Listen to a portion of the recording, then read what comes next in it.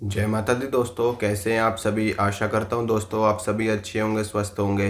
दोस्तों आज मैं आपको ये बताऊंगा कि दिव्य दृष्टि किस प्रकार से जागृत होती है और वास्तव में दिव्य दृष्टि होती कौन सी है। बहुत सारे लोगों के मन में ये गलतफहमी है कि जब हमको आंख बंद करके दिखना शुरू हो जाता है वो दिव्य दृष्टि है, लेकिन ये दिव्य दृष्टि नहीं है। असली दिव्य दृष्टि कौन सी है उसके बारे में मैं आज आपको इस वीडियो में जानकारी दूंगा, तो वीडियो को लास्ट तक देखना। और अगर आपको वीडियो अच्छा लगता है तो लाइक करना, शेयर करना और चैनल को सब्सक्राइब ज़रूर करना। साथ में जो बेल आइकन है उसको भी ज़रूर दबाना। तो चलिए दोस्तों मैं आपको जानकारी देता हूँ। सबसे पहले तो आपको ये समझना ज़रूरी है कि दिव्य दृष्टि वास्तव में होती कौन सी है। आजकल लोगों के मन में बहुत ज़्यादा गलतफहमी है कि दिव्य दृष्टि सिर्फ कुछ दिनों के जाप करने से जो हमको दृष्टि प्राप्त हो जाती है, हमको दिखना शुरू हो जाता है, या आंख बंद करके जो आपको इमेज क्रिएट हो रही है आपके माइंड में, वो दिव्य दृष्टि है। वास्तव में ये दिव्य दृष्टि नहीं है। दिव्य दृष्टि बिल्कुल भी इससे भिन्न है। दिव्य दृष्टि कुंडलिनी शक्ति का एक पार्ट है। आज्ञा चक्र में जो दृष्टि ठहरी हुई है, आज्ञा चक्र में जो शक्ति निवास करती है, जो शक्ति हमारे आज्ञा चक्र में निवास करती है और जब वो जागृत हो जाती है तो उसको दिव्य दृष्टि कहा जाता है। और वो दिव्य दृष्टि इतनी आसानी से प्राप्त नहीं होती, हर किसी को प्राप्त नहीं होती। सिर्फ उन्हीं लोगों को प्राप्त होती है जो गहरी साधनाएं करते हैं, गहरा जप करते हैं, गहरा तप करते हैं, उनको ये दिव्य दृष्टि प्राप्त होती है। और वो दिव्य दृष्टि तब तक साधकों को प्राप्त नहीं हो सकती जब तक कि उनकी कुंडलिनी शक्ति जागृत ना हो जाए, यानी कि मूलाधार चक्र, स्वाधिष्ठान चक्र, मणिपुर चक्र, अनाहत चक्र, विशुद्धि चक्र, आज्ञा चक्र।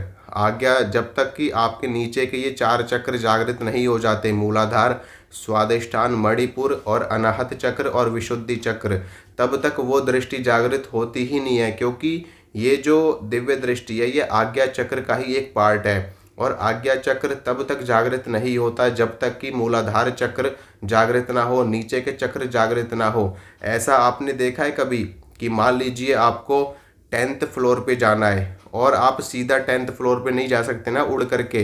पहले आप फर्स्ट फ्लोर पे जाओगे, फिर सेकंड पे जाओगे, फिर थर्ड पे जाओगे, तब जा करके ऐसे स्टेप बाय स्टेप आप 10th फ्लोर पे पहुंचोगे। तो इसी तरीके से जो हमारी जो दिव्य दृष्टि होती है वो कुंडलिनी शक्ति का पार्ट होती है और उस तक हमको पहुंचने के लिए अपने बाकी के चक्रों को जागृत करना पड़ता है। और वो दिव्य दृष्टि अद्भुत होती है, दिव्य होती है। इसका नाम ही है दिव्य दृष्टि, यानी कि ये दिव्य होती है अपने आप में।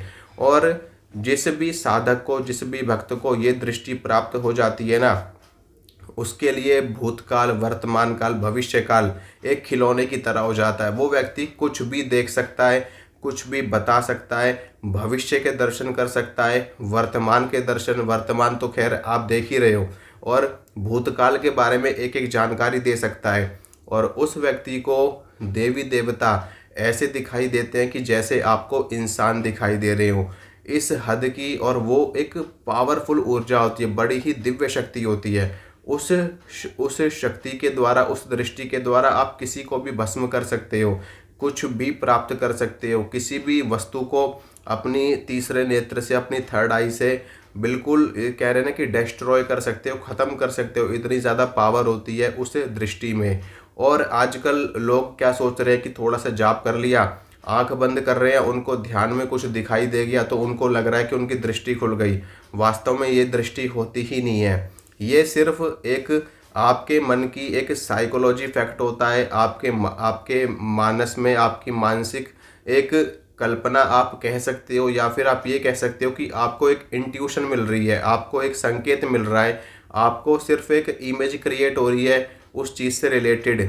थोड़ी बहुत चीज़ें आपको पता लग जा रही, क्योंकि जब हम मंत्र का जाप करते हैं तो उससे हमारे आज्ञा चक्र में दबाव होता है, और दबाव होने से हमारा आज्ञा चक्र एक्टिवेट हो जाता है, खुल जाता है, यानी कि ये रनिंग में हो जाता है। तो जब ये रनिंग में हो जाता है तो कुछ ना कुछ चीज़ें हमको पता चलनी शुरू हो जाती है। लेकिन जब हमको चीज़ें पता चलनी शुरू हो जाती तो लोगों को लगता है कि उनको दिव्य दृष्टि प्राप्त हो गई। नहीं, ऐसा नहीं होता है। दिव्य दृष्टि इतनी सरलता से प्राप्त नहीं होती।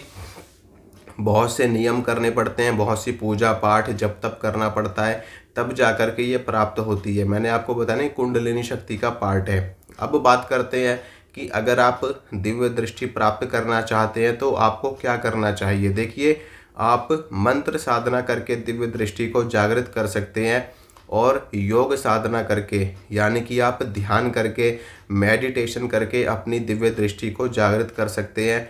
आपको कुछ नहीं करना, सिर्फ एक ही चीज़ आपको करनी है और वो है ध्यान। इतना ज़्यादा आपको ध्यान करना है, इतना ज़्यादा आपको ध्यान करना है कि आपके चक्र जागृत होने शुरू हो जाए, आपकी कुंडलिनी शक्ति जागृत होनी शुरू हो जाए।